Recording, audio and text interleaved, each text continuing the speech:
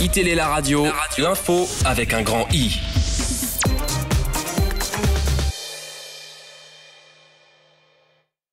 Si vous deviez vous retenir un moment de ces rencontres, une anecdote, une histoire que Pierre Siramier vous a racontée et qui vous a vraiment marqué.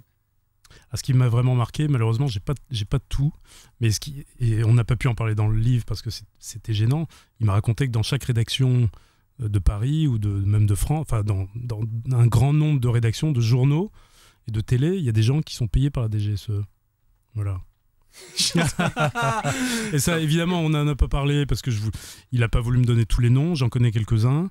On peut pas les dire et voilà. On appelle ça quoi, une taupe?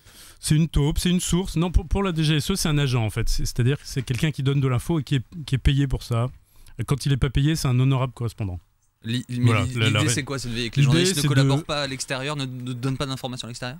Non, l'idée c'est que la DGSE comme ça est au courant de tout ce qui se passe dans les journaux, des enquêtes qui vont sortir, des choses gênantes qui peuvent embarrasser le pouvoir, qui se préparent, sur lesquelles travaillent les journalistes, etc. Donc ça c'est l'idée, c'est que le pouvoir soit au courant de ce que les journalistes font. Voilà, exactement.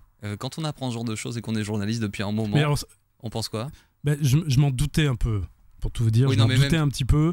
Et là, effectivement, il m'a confirmé en me donnant, en me racontant vraiment comment ça se passe. Et c'est terrible pour le métier, quoi. C'est terrible de savoir qu'il y a des gens dans les journaux, dans les télés, dans les radios qui acceptent de conclure ce genre de deal, quoi. C'est pas ces gens-là, on devrait leur déchirer leur carte de presse.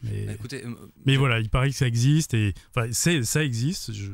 Bon, mais c'est comme ça. C'est le système, il y en a toujours eu et il y en aura toujours.